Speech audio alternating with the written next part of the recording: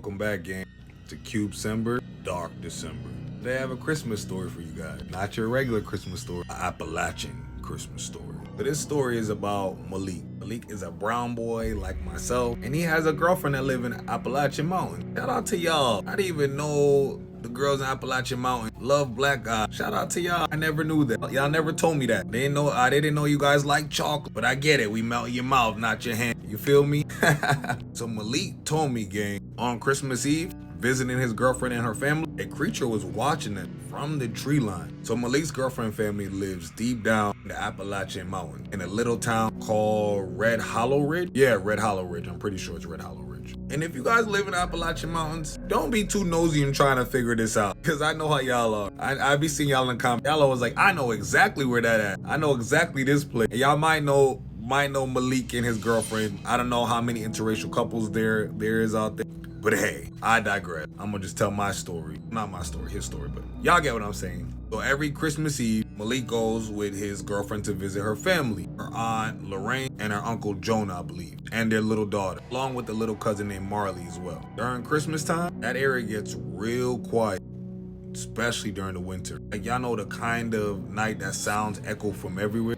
Even you might think you're not yelling and the sound is echoing from in the woods. That night, Aunt Lorraine said, Malik, don't whisper after dark, not on Christmas Eve. They hear that. Never explained who they were. Like, who is that? Might have been, what? I might have been out of there, might have caught maybe the closest hotel. I don't know if I would have left, maybe a hotel. Cause Aunt Lorraine, why won't you explain to that man what you talking about? See, y'all in Appalachian Mountains, that's how y'all be speaking, so cryptic. You guys do it all the time. They'd be like saying something and it'd be like, well, why would you travel in the Appalachian Mountains at night? It's like, we don't even come out at night, and we're definitely not looking out the window. Actually, most people I know, they don't have their bedroom, living room, or anything set up that you can look through the window and see them, and vice versa. Sometimes the whole damn blind is closed. But they're not really explaining why.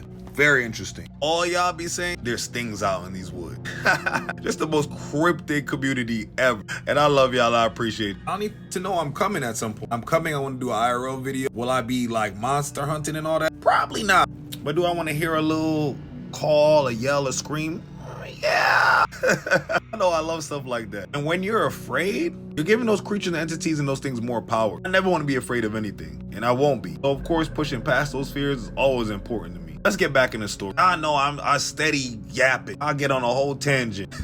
So around 11 p.m., when the family was cleaning up dinner, Malik heard it. A single slow whistle coming from the tree line behind the house. Not a tune, not a human whistle, just one eerie note. That sounded natural. Figure in the trees? Malik looked outside, which I don't know why he did. I wouldn't have did that. All my Appalachian friends said you are not to look out there at night. And he saw it. Malik saw it, y'all. Just standing beyond the porch light. A tall, thin figure with long, crooked-like legs. The shoulders was hunched.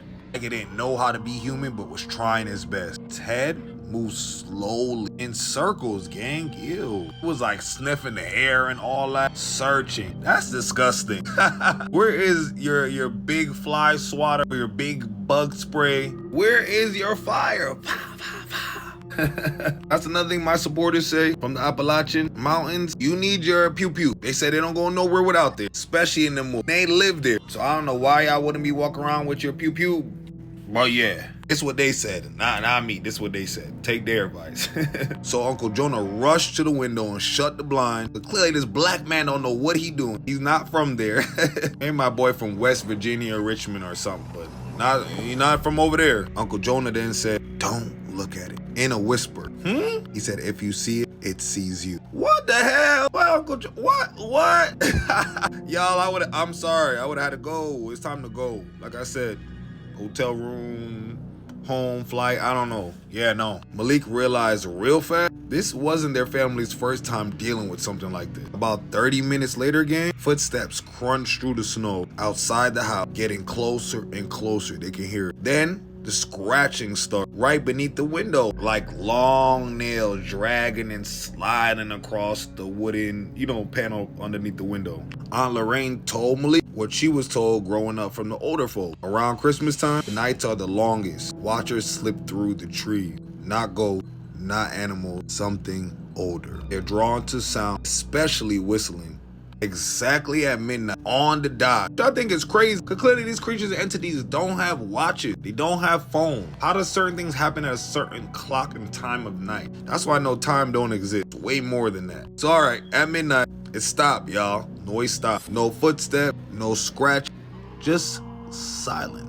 Probably, the portal was probably closing, the veil was lifting. You gotta go. You can't stay out there all night. In the morning, Uncle Jonah found those tracks. Yep, he found long, deep footprints, spaced about like 4 feet apart though. What the hell? No human walks like that, gang. So Aunt Lorraine said if you whistle around Christmas in the Appalachian Mountains, watchers whistle back. Let me know if you guys want a part 2 of this story, because my video is getting pretty long. And Malik said the next time he saw lights at night. Locals call it hollow lantern. I don't know, this crazy, but I'm sorry, I would have been single. I would have had to leave that woman.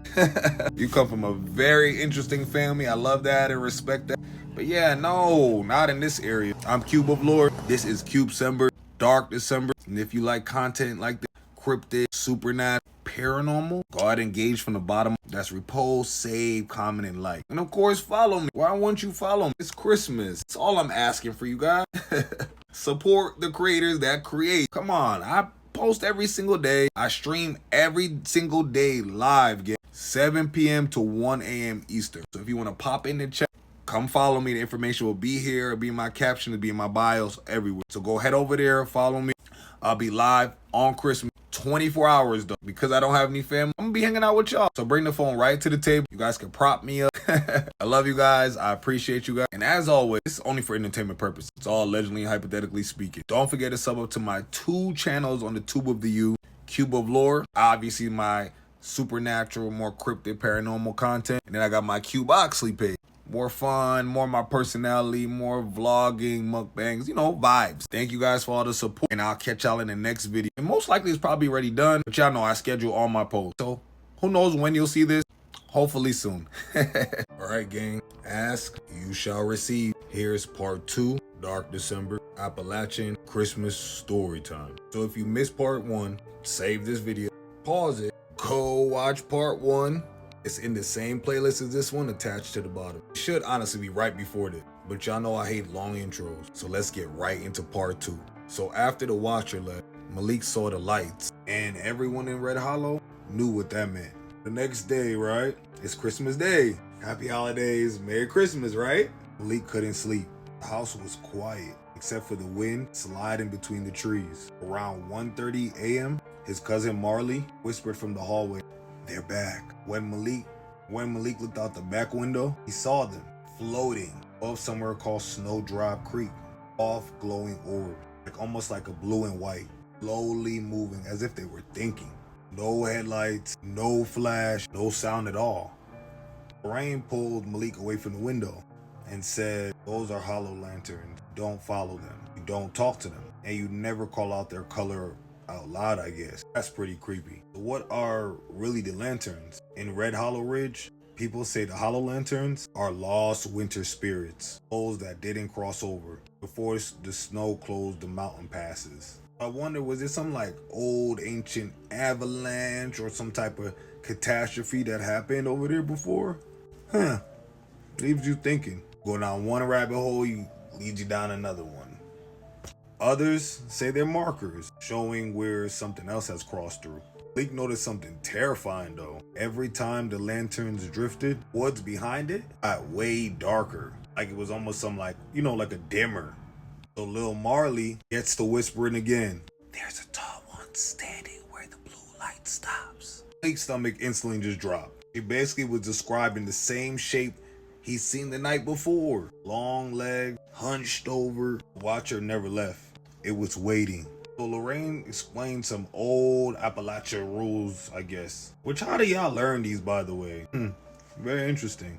She said the watcher doesn't hunt alone. It crosses over, lanterns appear first. Mark its path. Make sure no one interferes. One lantern even drifted closer to the house, which I'm over here stressed like, if y'all say it marks the path, the lantern's over there by the house, that means it was going to the house. So yeah, y'all, so sorry. The lantern drifted to the house right up on the porch, on like their edge of their porch light. So Jonah quietly just turned off every light they have on in the house. If it sees warmth, it It comes closer. That's what he whispered. As the house went dark, the lanterns slowly dimmed one by one until the creek disappeared in the background into the shadows. By sunrise, the snow around Snowdrop Creek had melted in perfect circles, like something had been standing there for hours. Lorraine said, when the hollow lanterns show up after Christmas, it means the mountains are unsettled. So I don't know, y'all. What do you guys think? Let me know in the comments. Because who actually is this family? And where is the girlfriend throughout all this? What does she think? Why is her family being a little bit more proactive and she's kind of lackadaisical, falling back? Or acting like she's used to all this and not really saying much? Or are they creatures and entities themselves being hunted by different creatures and entities? Ooh, stories like this stress me out, y'all. And I wonder if they go together still. I doubt they're still dating.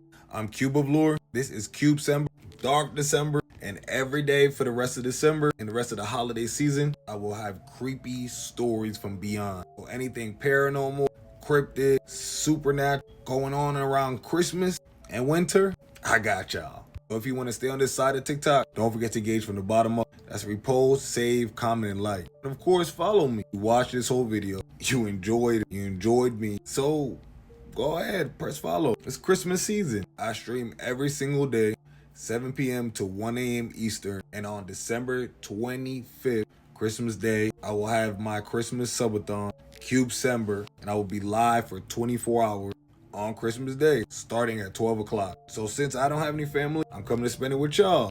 So bring your phones, your tablet, and sit me right up on the table, up on the couch. I'll be ready to go.